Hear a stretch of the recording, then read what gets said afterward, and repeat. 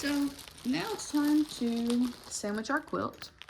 And we're going to start by, we're going to do it a little bit different this time than we did last time because of it being so small. I didn't leave a lot of edge because of how it was done. So first of all, I'm going to break up my batting. And then I'm going to throw my top on top of the batting. Here. Just put it around this side and make it easier. So I'm going to line up two edges because I know this is going to be a little bit more than what I needed, but not all quilts are going to be made perfect size for a batting. And that's okay. So, just kind of smooth all that down like so. Then we're gonna go ahead and cut our batting. We may have to go back and trim it up before we actually finish it.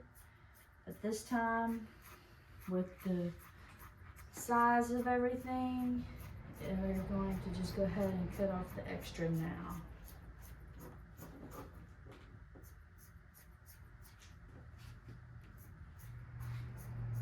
One of these days, maybe I'll get around to doing other stuff other than quilts because all these scrap pieces are great when you're making purses and little trinkety things. So I usually save them for other projects. Okay, so to make it easier, we may just put a couple of pins in, like so. Around the corners for a minute to kind of keep it together while we do the other piece. And since this one's so small, there's not going to be a lot of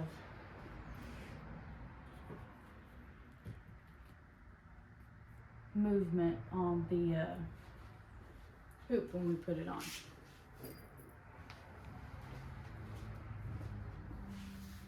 And you see there's a little bit here, and as you pull it out, like I said, there may be some around the edges, but you can trim that off as we go later. So I'm going to fold that up first, set it to the side. I didn't want to do white for my backing. I was going to do some kind of pinky color, but I couldn't find one that matched good enough that I liked. All right, it's a little off, but I may just hang that off on the side actually. It's not very flat because my tables today aren't that great. So after we get that on there as flat as possible, I'm going to put this down. We're going to center it up the best we can. As you can see, there's a little bit of shouldn't have been lazy and got my other table out, but oh well, that's fine.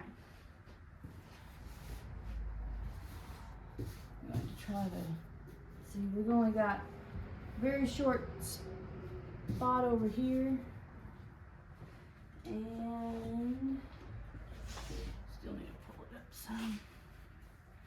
So center it the best you can. Some of it will work itself out, some of it gotta do. Alright, I think my sides are pretty even here. My bottom's a little bit short, but I think my top is too. Alright, that's not a big deal. So I'm gonna flatten that out the best I can. Come back here with my pins. Repin my corners, like so, because we're going to start in the middle with our hoop here shortly. So I'm not even going to worry about the middle at the moment. I'm just going to go around and hit my corners. So while I'm putting on the hoop and doing on the other stuff, it doesn't shift a whole lot because I don't need a shifty quilt.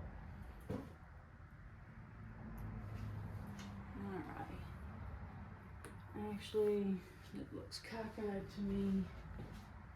Or is it just because of that? It may just be because of that. Right there. If it's a little cockeyed, not 100%, still not a big deal, because when you go back and do the sides and do the trim around it, it's not going to matter too much. All right, so now we got it pinned. Now we got to get the hoop on there. There's our hoop. As you can see, it's almost half the size of the quilt itself. So, like I said before, we're probably going to start somewhere in the middle. And so what I'll do is I'll just pull it down here. It doesn't have to be dead center, obviously.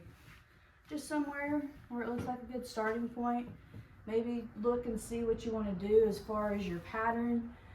For this one, I'm thinking I'll probably just trace the edges. Maybe the big squares here. They don't have to be super close or anything. Or go in and out, so it's a little bit. But I'll probably just trace some of the big parts like this, just to make it simple. This is probably going to end up being a baby quilt. So I'm not into a lot of elaborate things at the moment. So I think with my corners the way they are, I'm going to shift it just to the side, because if I go here, it'll be a little bit easier. And I'm just going to make sure I got some of the corners in there. And well, I'll loosen that up, I guess. I'll help.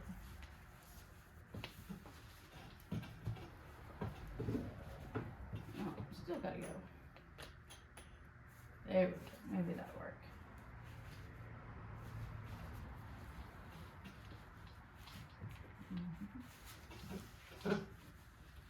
There we go. That's on there. Tighten it up just a little bit here, where it's not as easy to spin around. Tuck it on there good, around the edges. You can see little pieces floating around. You just pick them off as you go, not a biggie. Okay, now the back. See how it's loose back here? When I come up, gently pull around the edges to get it tight. Don't pull too much on any one direction, otherwise it'll completely shift. I'm gonna set it down, maybe it'll be easier. Kind of pinch and pull around all of it until it's nice, smooth, straight.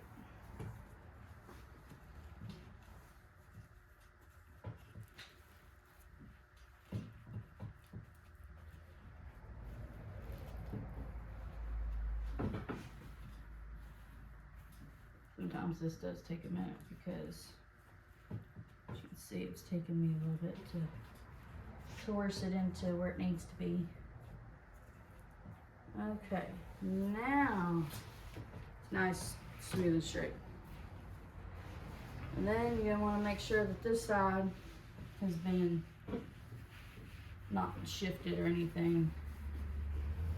And kind of tuck it in here a little bit, keep my thing down, tighten it nice and snug. Don't want to like strip your screws, tighten it in, or bust it like, you know, some people. Anyway, there we go, and we're ready to start quilting it.